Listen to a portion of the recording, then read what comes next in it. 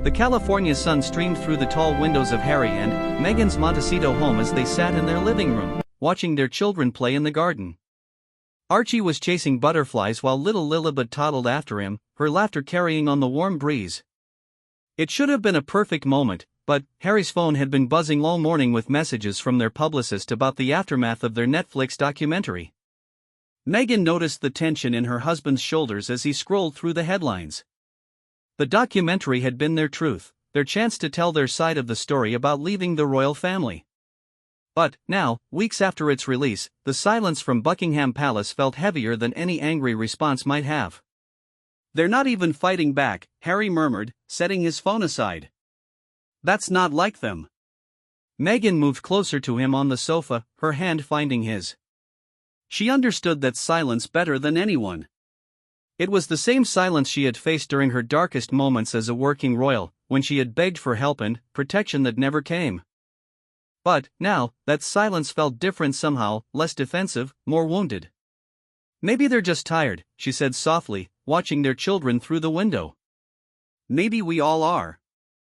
The documentary had taken months to create, with cameras following their daily lives and intimate interviews revealing the pain they had carried since leaving England. They had spoken about the racism Meghan faced in the British press, the lack of support from the palace, and Harry's fear that his wife would suffer the same fate as his mother, Princess Diana. Every word had been carefully chosen, every revelation deliberate. But Harry found himself thinking about the moments they hadn't included, the times his father had called to check on the children, the birthday cards that still arrived from his grandmother before her passing, the text messages from William that started arguments but showed he still cared enough to fight. Across the Atlantic, in the quiet corridors of Windsor Castle, King Charles III was having his own moment of reflection. The documentary had been difficult to watch, but he had watched every minute. Hearing his youngest son speak about feeling abandoned, seeing Meghan's tears as she described feeling suicidal, witnessing his grandchildren playing happily in a life that felt so far removed from the family they belonged to, it had shaken him more than he cared to admit. Charles had spent his entire life preparing to be king, learning duty and protocol, understanding that personal feelings often had to be set aside for the greater good. But, sitting in the same room where his mother had made her Christmas broadcasts for decades, he wondered if protecting the institution had cost him his relationship with his son. His private secretary, Sir Clive Alderton, entered with the morning briefings. "Your Majesty, the press office is requesting guidance on how to respond to the documentary's claims."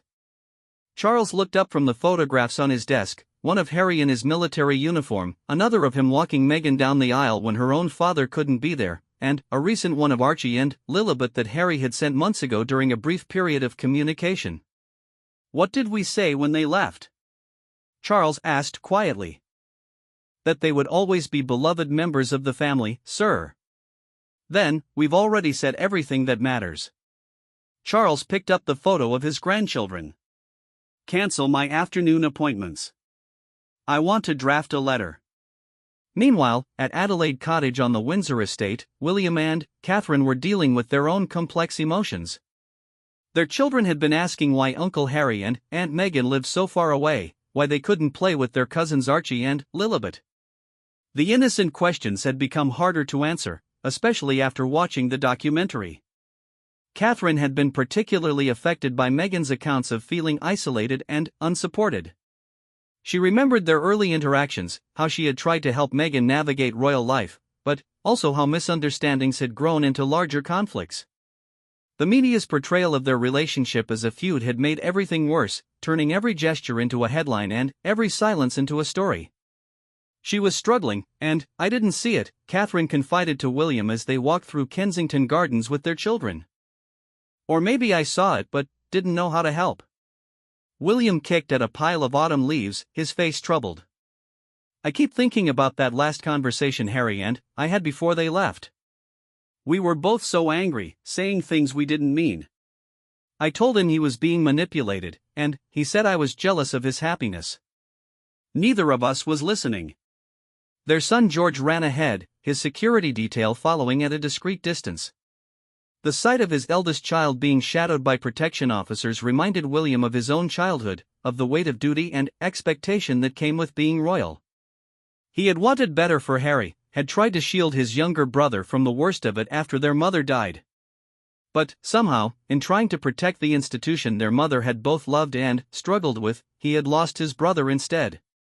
Back in California, Meghan was having lunch with her mother, Doria, who had flown in from Los Angeles for one of her regular visits. They sat on the terrace, sharing a simple meal while the children napped inside. "You're thinking about them," Doria observed, noticing her daughter's distant expression. Meghan nodded. "The documentary felt necessary when we made it. We needed people to understand why we left, why we made the choices we did. Yes, but the decision is ours to make. It affects us all. Now."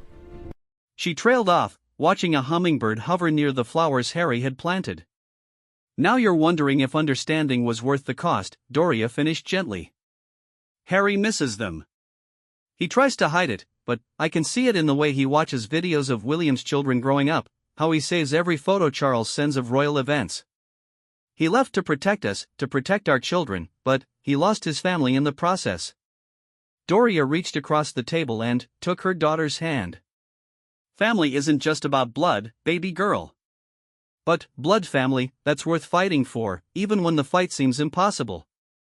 That evening, Harry found himself in his home office, looking at a framed photo from his wedding day.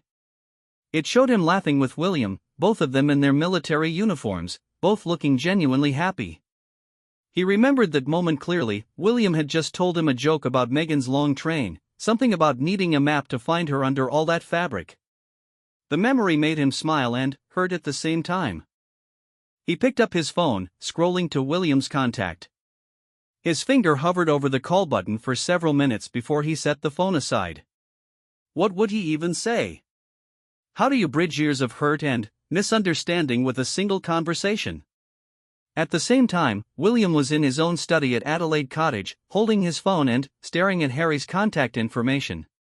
He had typed and deleted dozens of messages over the past weeks, everything from angry responses to the documentary to simple questions about the children.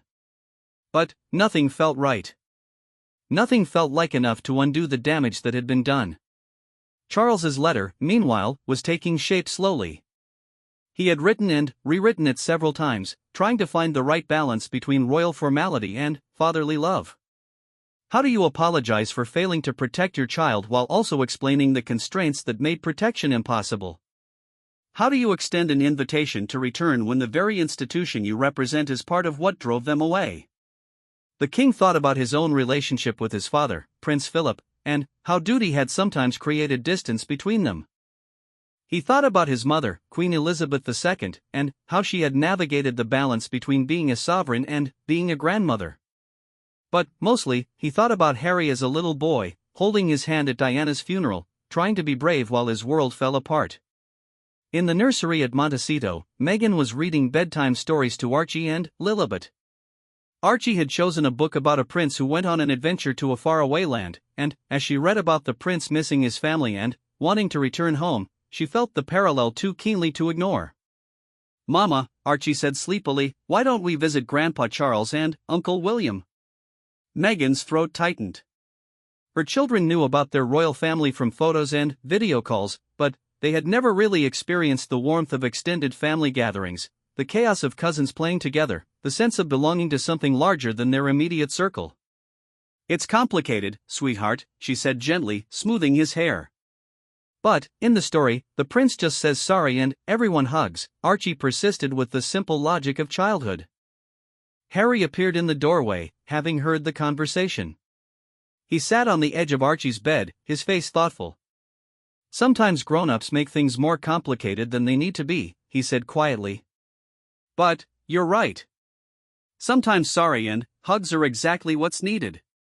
After the children were asleep, Harry and Meghan walked through their garden in the soft evening light. The property was beautiful, their life in California everything they had dreamed of when they made the difficult decision to leave royal life behind. They had freedom, privacy, the ability to raise their children away from the intense scrutiny of the British media. But they also had isolation from the family they loved, despite everything that had happened. "What if we're wrong?" Harry asked suddenly, stopping beside the lemon tree they had planted together. "What if we're so focused on protecting ourselves that we're denying our children the chance to know their family?" Meghan considered his words carefully. What if we're not wrong about needing protection, but we're wrong about protection meaning complete separation? They stood there in comfortable silence, both understanding that they were approaching a crossroads. The documentary had been their declaration of independence, their explanation of why they had to leave. But perhaps it could also be the beginning of a conversation about how they might return, not to their old roles, but to their family. The next morning brought an unexpected development. Harry's phone rang with an unknown UK number, which his security team had cleared through. On the other end was Sir Clive Alderton, calling on behalf of the King. "Your Majesty has asked me to inform you that he has written a letter," Sir Clive said formally.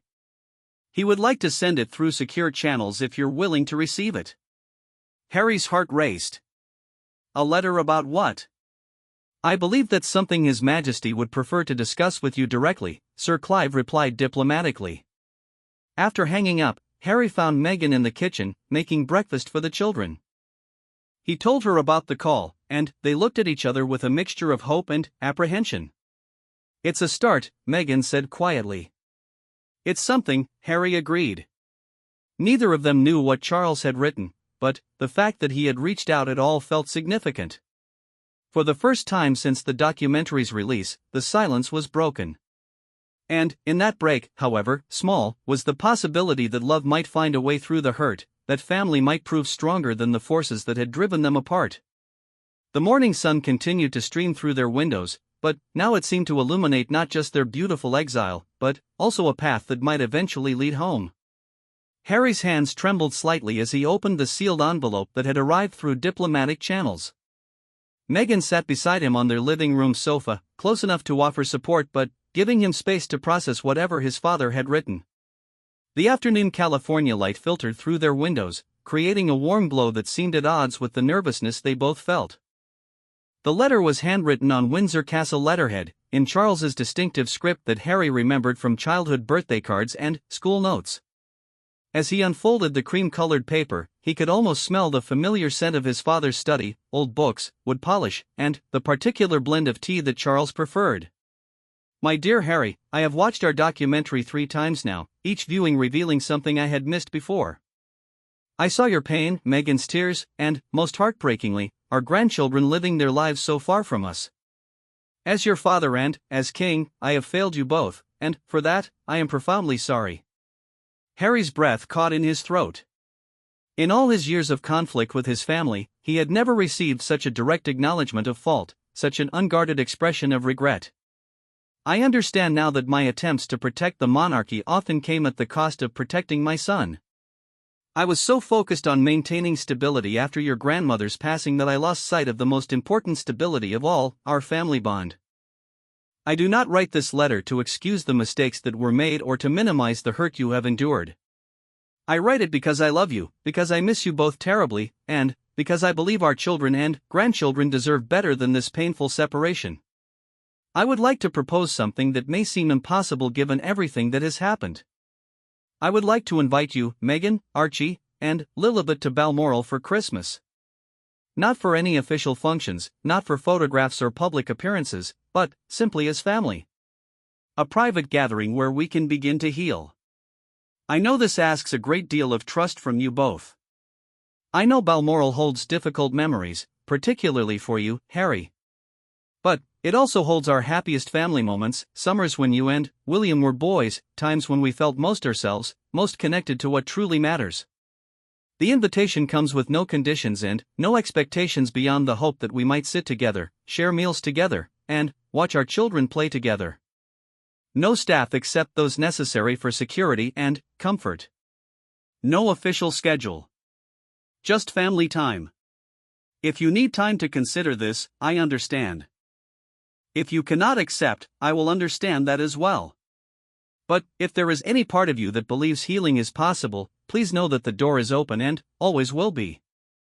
I love you both more than my pride, more than protocol, more than any institution.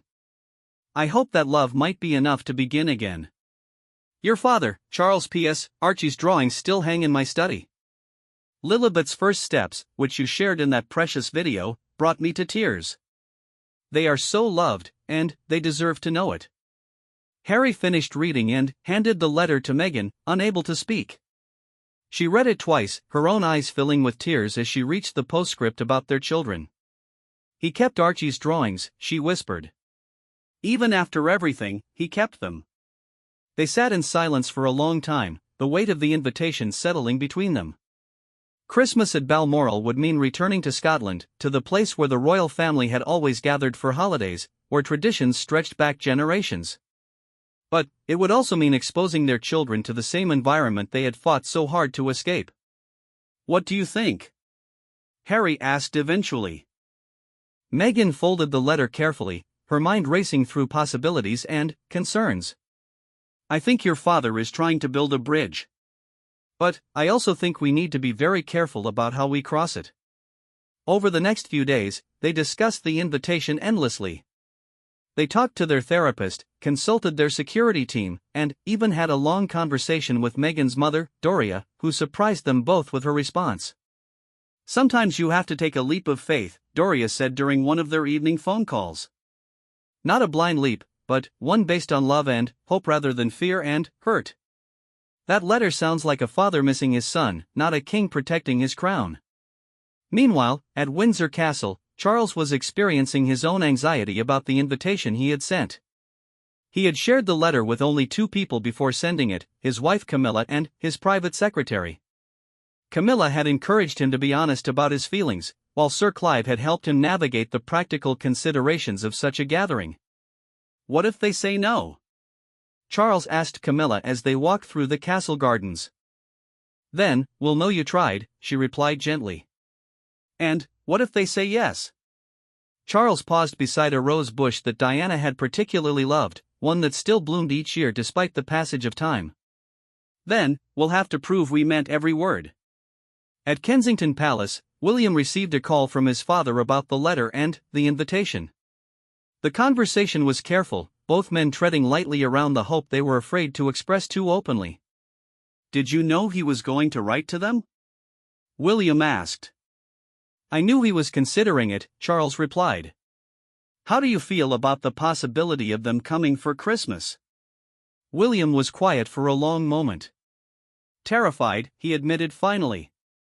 "And hopeful. And completely unsure how to navigate seeing Harry again after everything that's been said." "Perhaps that's how we all feel," Charles said softly. "Perhaps that's exactly as it should be." Catherine, when William told her about the invitation, had a more immediate reaction. "The children will be beside themselves with excitement if their cousins come," she said. "George has been asking about Archie for months." "And if it goes badly?" William asked. "If we can't get past the hurt?" Catherine considered this seriously. "Then, at least we'll have tried. And our children will have met their cousins. That's worth something, isn't it?" Back in Montecito, Harry and Meghan were working through their own list of concerns and conditions. They consulted with their legal team about security arrangements, discussed with their children's pediatrician about travel considerations, and had long conversations about how to prepare Archie and Lilibet for meeting relatives they had only seen in photos and video calls. "If we do this," Meghan said one evening as they sat in their garden, "it has to be on our terms.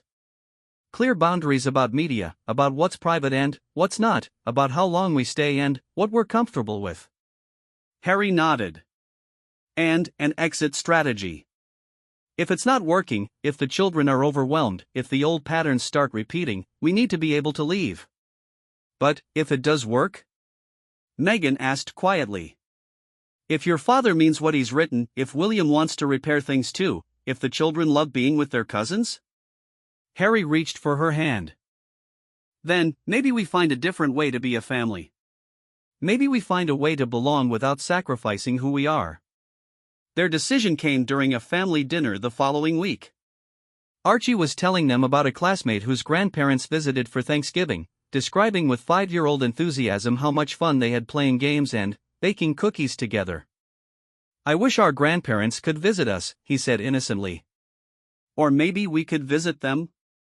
Lilibet, not quite understanding but picking up on her brother's excitement, clapped her hands and repeated, "Visit. Visit." Harry and Meghan exchanged a look across the table, and, in that moment, the decision made itself. The next morning, Harry called his father personally. The conversation was brief but emotional, both men struggling to keep their voices steady. "We'll come," Harry said simply. "For Christmas. But, Dad, we need to do this carefully. The children have to come first." "Of course," Charles replied, his relief evident even across the ocean. "Thank you for giving us this chance, son. Thank you for trusting us with it." The weeks that followed were a whirlwind of preparation. Security arrangements had to be coordinated between British and American teams. Travel logistics were complex, requiring private aircraft and discreet arrival procedures. Most importantly, conversations had to happen between Harry and William, awkward at first but gradually becoming more natural. Their first phone call in years was stilted, both brothers unsure how to begin. "The children are excited to meet George, Charlotte, and Louis," Harry offered tentatively. "They've been asking about their American cousins constantly," William replied. "Charlotte has drawn them pictures to give them when they arrive." It was a small start, but it was something. Meghan, meanwhile, was having her own conversations with Catherine. Their relationship had been complicated by misunderstandings and media manipulation, but both women were committed to putting their children's relationships first. "I know this is difficult for everyone," Catherine said during one of their video calls. "But I want you to know you'll be welcomed here. Whatever happened before, this is a fresh start." Meghan felt tears prick her eyes. "I've missed having family close by. The children need their cousins, their grandfather. Maybe we all need each other more than we want to admit."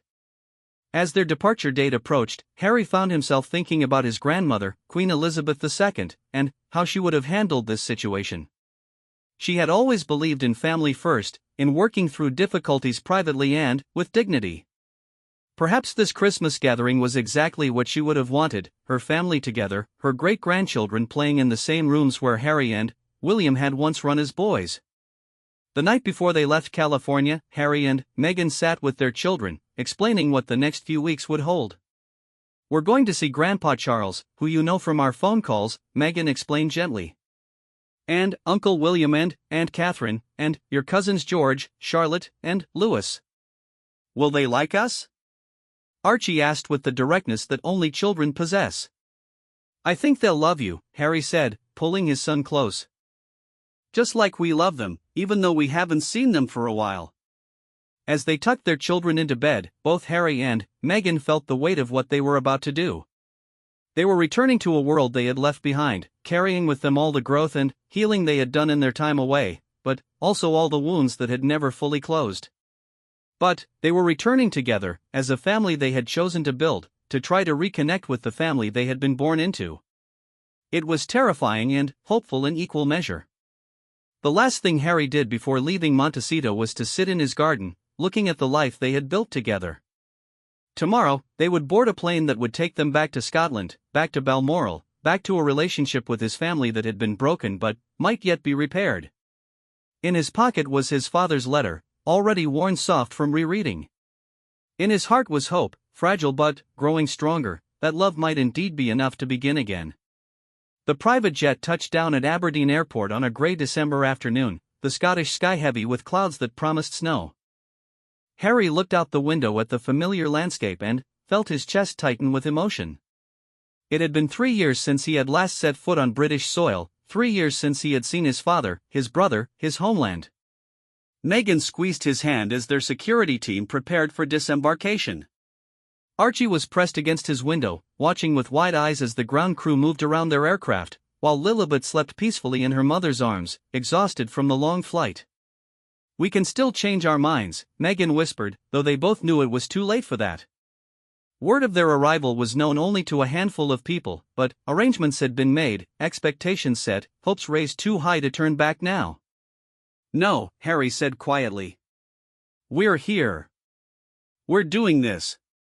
The drive to Balmoral took them through countryside Harry had known since childhood, past villages where he and William had stopped for ice cream during summer holidays, over bridges where they had tried to spot salmon in the streams below. Everything looked smaller than he remembered, but no less beautiful. The late afternoon light painted the landscape in shades of gold and amber, the kind of light that made Scotland look like a painting come to life. Lilibet woke as they turned through the gates of the estate, her sleepy eyes taking in the vast grounds and the castle rising in the distance.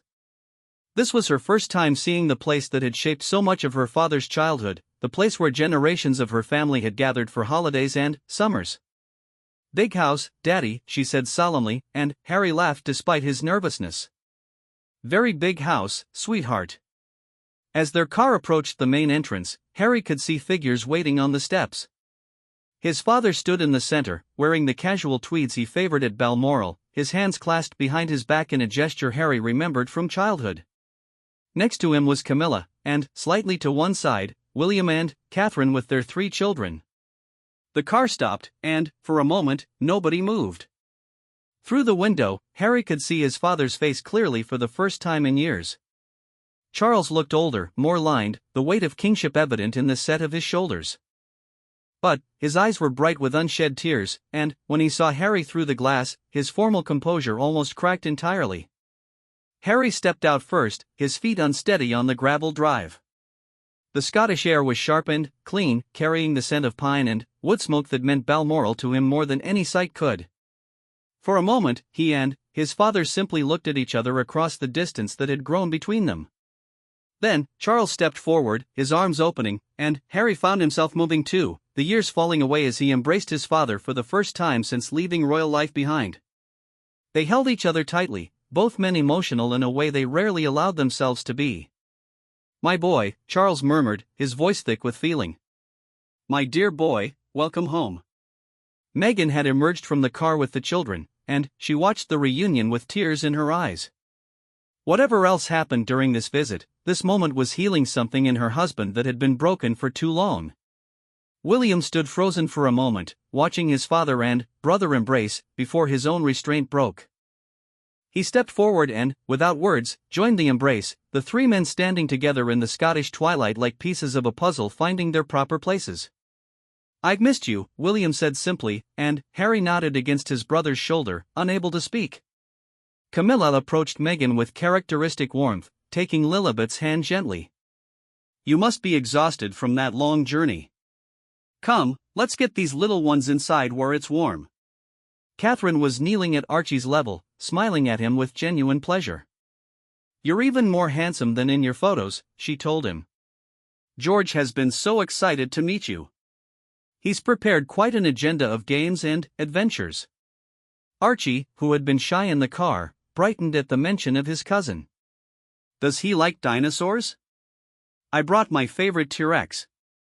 "He loves dinosaurs," Catherine assured him. "In fact, I think he might be part dinosaur himself. You'll have to ask him." As they moved toward the castle entrance, the cousins began to size each other up with the particular intensity that children bring to first meetings. George, at 10, was clearly appointed as the leader of the expedition, while Charlotte, 8, hung back slightly but watched Archie with interested eyes. Louis, 5 and closest to Archie in age, bounced on his toes with excitement. "Do you want to see the secret passages?" George asked Archie in a stage whisper that everyone could hear. "There are secret passages?" Archie's eyes went wide with delight. "Loads of them," Louis chimed in. "And there's a tower where you can see all of Scotland." Lilibet, still in Meghan's arms but warming to the attention, pointed at Charlotte and said, "Pretty," with the frank admiration of a toddler. Charlotte giggled and curtsied with exaggerated formality. "Thank you, Your Highness," she said teasingly, which made everyone laugh and broke the remaining tension.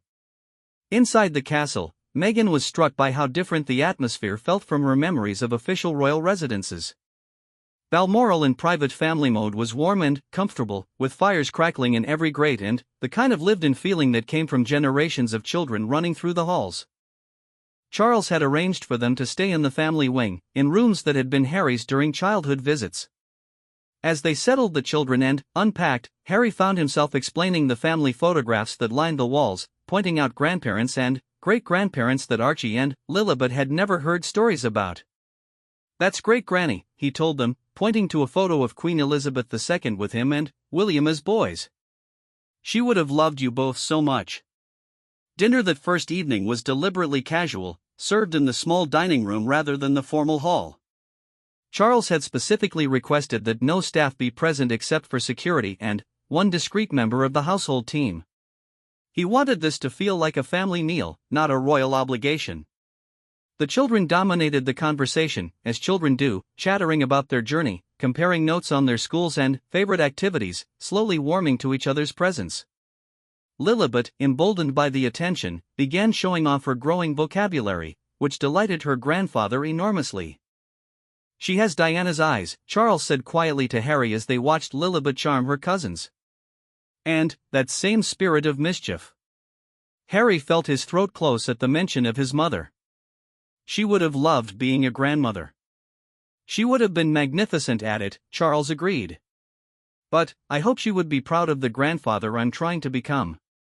As the evening progressed, the adults found themselves relaxing despite their shared nervousness.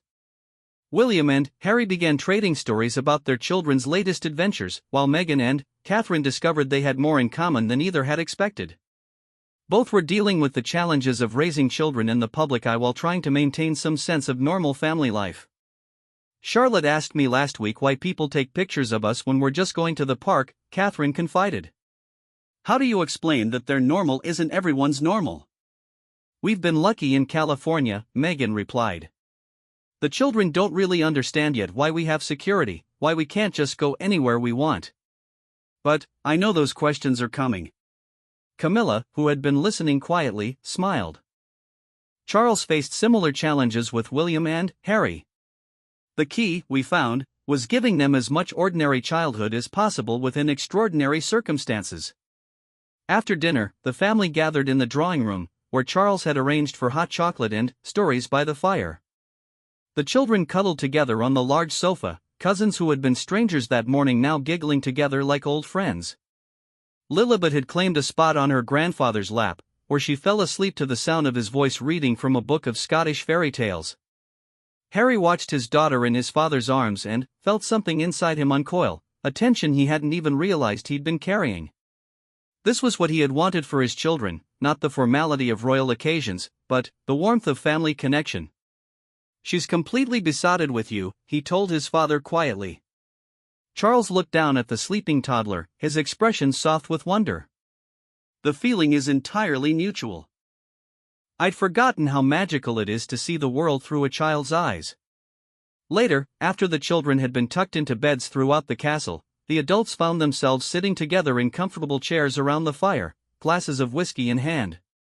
The conversation was careful at first, everyone aware of the delicate ground they were navigating. "I need to say something," Harry began, his voice steady but emotional. "The documentary, some of the things we said, we were angry and hurt, and maybe we didn't always present the full picture." William set down his glass, his expression serious. "We were all angry and hurt. We all said things, did things, that we regret. The question is whether we can find a way forward from here." Meghan spoke up carefully. "We don't want to pretend the problems never existed. The issues that drove us to leave haven't magically disappeared. But maybe there's a way to acknowledge those problems while also acknowledging that we love each other." Charles leaned forward in his chair. "What would that look like, do you think? How do we honor both your need for independence and our desire to have you as part of the family?" It was a complex question with no easy answers, but, for the first time in years, they were asking it together, as people who cared about each other rather than as adversaries protecting their positions. "Maybe it looks like this," Catherine said thoughtfully. "Maybe it looks like family visits that don't require official duties. Maybe it looks like the children knowing their cousins and their grandfather without having to perform for the cameras. Maybe it looks like understanding that love and distance aren't mutually exclusive," Meghan added. "We can love each other and still live our own lives." The conversation continued late into the night, not solving everything but beginning to untangle the knots of hurt and misunderstanding that had bound them all for so long. Outside, snow began to fall, covering the Scottish countryside in pristine white, making the castle feel like something from a fairy tale. When they finally said goodnight and made their way to their respective rooms, Harry felt lighter than he had in years. The visit was far from over, and there would undoubtedly be difficult moments ahead. But, tonight, for the first time since leaving Britain, he felt like he was home. As he checked on Archie and Lilibet, both sleeping soundly in beds that had once been his, he allowed himself to hope that maybe, just maybe, they had found the beginning of a path that would let them be both who they were and who they came from. The snow continued to fall outside their windows, blessing their homecoming with the kind of Christmas magic that only Scotland could provide. Christmas morning at Balmoral dawned clear and bright, the snow from the previous days creating a perfect winter wonderland that stretched as far as the eye could see. The castle itself seemed to sparkle in the early sunlight, its ancient stones dusted with white, smoke rising from multiple chimneys into the crisp Scottish air. Harry woke before dawn, as he had every Christmas morning of his childhood, but this time it was different. Instead of the mixture of excitement and melancholy that had marked his adult Christmases, he felt something he hadn't experienced in years: pure anticipation. Down the hall, he could hear the whispered excitement of children who had discovered that Father Christmas had indeed found them in Scotland. Meghan stirred beside him, smiling at the sounds of their children's voices mixing with those of their cousins. "It sounds like Christmas morning," she said softly. "The best kind," Harry replied, kissing her forehead. "Are you ready for this?" She nodded, though they both knew that ready was a relative term. The past week at Balmoral had been a revelation in many ways. The children had bonded instantly and completely, creating the kind of cousin relationships that would last a lifetime. The adults had found their way through some difficult conversations and discovered that beneath the hurt and misunderstanding, the love had never really gone away. But Christmas morning would be the real test. This was when royal traditions were strongest, when the weight of protocol and expectation usually pressed heaviest on family gatherings. Charles had promised that this Christmas would be different, but old habits died hard, especially when they were centuries old. In the next room, Archie was practically vibrating with excitement as he woke Lilibet with gentle whispers about presents and stockings and the magnificent Christmas tree that had been set up in the main drawing room. Both children had been overwhelmed by the grandeur of Balmoral at first, but the presence of their cousins had made it feel like the most natural place in the world. Down the hall, George was organizing his younger siblings and cousins into a proper Christmas morning strategy. As the eldest, he took his responsibilities seriously, explaining to Archie the traditional order of gift opening and the importance of saving the best surprises for last. "First we have to check our stockings," he instructed with the gravity of a general briefing his troops. "Then, we wait for all the grown-ups, then, we do presents properly. Grandpapa is very particular about the order of things." Charlotte rolled her eyes with the wisdom of her 8 years. "George, it's not about the order. It's about being together. Isn't that right, Archie?" Archie, still clutching his favorite dinosaur but now also holding a small Scottish flag that his cousin Louis had given him, nodded solemnly. "Being together is the best present." In the master suite, Charles was already awake, standing at the window watching the sun rise over his beloved Scottish landscape. This Christmas felt more precious than any he could remember, not because of the gifts or traditions, but because his family was whole again, if only temporarily. Camilla found him there, wrapping her arms around him from behind. "Nervous?" she asked gently. "Hopeful," he replied. For the first time in years, truly hopeful. William and Catherine were also awake early, sharing a quiet cup of tea before the day's festivities began in earnest. The past week had been emotionally intense for all of them, full of careful conversations and tentative steps toward rebuilding relationships that had seemed permanently broken. "Do you think this is real?" William asked his wife quietly. "This feeling that we might actually find our way back to each other?" Catherine considered the question seriously. "I think love is real. I think the children's happiness is real.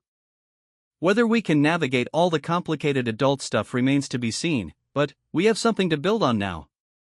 The formal Christmas morning gathering began in the main drawing room, where the massive tree stood surrounded by carefully arranged presents. Charles had insisted on maintaining some traditions, the stockings hanging by the fireplace, the specific way gifts were arranged, the ceremonial opening that had marked royal Christmases for generations. But he had also made changes. Instead of the formal seating arrangement that usually governed such occasions, the family scattered naturally around the room. Children sat on the floor, adults claimed comfortable chairs, and the atmosphere was relaxed rather than regimented. Harry felt a pang of emotion as he watched his father with Lilibet on his lap, helping her carefully unwrap a beautifully illustrated book of Scottish legends. This was the grandfather he had imagined his children would know, warm and engaged and completely besotted with his grandchildren. Meghan was sitting near the window with Charlotte, who had appointed herself as Lilibet's special guide to Christmas at Balmoral. Charlotte's natural warmth and kindness reminded Meghan of Catherine at her best, and she found herself genuinely enjoying the little girl's chatter about cousins and traditions and the importance of proper tea party protocol. The gift exchange revealed careful thought on everyone's part. Charles had commissioned a special photo album for Harry and Meghan, filled with pictures of family moments they had missed during their years away, birthdays, holidays, quiet family dinners.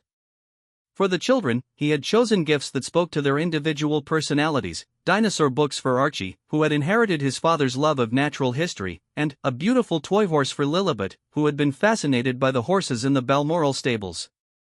Harry and Meghan had brought gifts that bridged their two worlds: California honey and avocados for the family to share, handmade crafts that Archie had helped create, and professional photographs of their children that Charles had specifically requested. But the most meaningful exchanges were the smallest ones. William gave Harry a framed photo of them as boys, building snowmen in this very garden. Harry gave William a letter Archie had written, with help, inviting his uncle to visit them in California.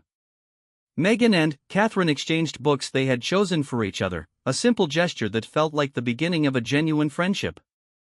As the morning progressed and the initial excitement of gift opening settled into a comfortable rhythm, the family began to relax into each other's presence. The children organized themselves into various games and adventures, with the adults trailing behind to supervise and participate. They walked through the snow-covered gardens, where Charles delighted in showing his grandchildren the same hidden paths and secret spots he had shared with Harry and William decades earlier. They visited the stables, where Lilibet was enchanted by the gentle horses and Archie peppered the staff with questions about everything from feeding schedules to the proper way to brush a horse's mane. Lunch was served in the smaller dining room, a relaxed affair with multiple conversations happening simultaneously. The children had reached that stage of comfort where they were trading jokes and sharing secrets, while the adults found themselves discussing everything from parenting strategies to favorite books to the challenges of maintaining privacy in their very public lives. "You know what strikes me most?"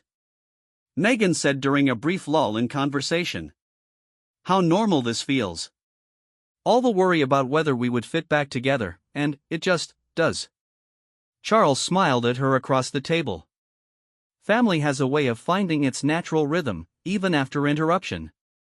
We may have different lives now, different priorities, but the fundamental connection remains. That afternoon, they gathered in the library for what had become their daily tradition during this visit, story time. Charles read to all the children together, his voice bringing ancient Scottish legends to life while snow continued to fall outside the tall windows. The adults sat nearby, some reading their own books, others simply enjoying the peaceful atmosphere. Harry found himself watching Meghan as she helped Louis with a puzzle, seeing her relaxed in a way she hadn't been during their royal working days. She was herself here, not performing or trying to fit into impossible expectations, just being a mother and aunt and family member. As evening approached, the conversation turned to practical matters that could no longer be avoided. Their visit was drawing to a close, and decisions needed to be made about what came next. "We've talked around this all week," William said gently, "but I think we need to be direct. What does the future look like? How do we maintain this without losing what made it possible?" Harry appreciated his brother's directness. "We can't go back to the way things were before.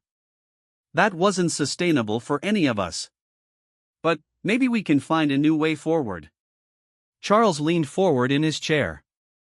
"What if we made this an annual tradition? Christmas at Balmoral, just family, no official duties or public appearances. A time when we're simply grandparents and parents and children together." Meghan considered this carefully. "That could work, but we'd need to maintain very clear boundaries about privacy. No photos released, no media briefings about our conversations or activities. This has to remain sacred family time." Catherine nodded enthusiastically. "Absolutely. The children need to know they can be completely themselves here, that this isn't performance or duty but just love." The conversation continued into the evening, working through practical details and emotional boundaries, finding compromises that honored everyone's needs and concerns. It wasn't easy, there were moments of tension, old wounds that still ached when touched. But there was also a shared commitment to making it work, a recognition that what they were building was too precious to lose. As they prepared for bed on what would be their last night at Balmoral, the children extracted promises from the adults about future visits and video calls and shared adventures. Archie and George had become particularly close, bonding over their shared love of adventure stories and outdoor exploration. Charlotte and Lilibet, despite their age difference, had formed their own special friendship, with Charlotte taking on the role of protective older cousin with obvious delight. "When can we come back, Daddy?" Archie asked as Harry tucked him into bed. "Soon, sweetheart. Grandpapa has invited us to come every Christmas, and maybe for other visits too."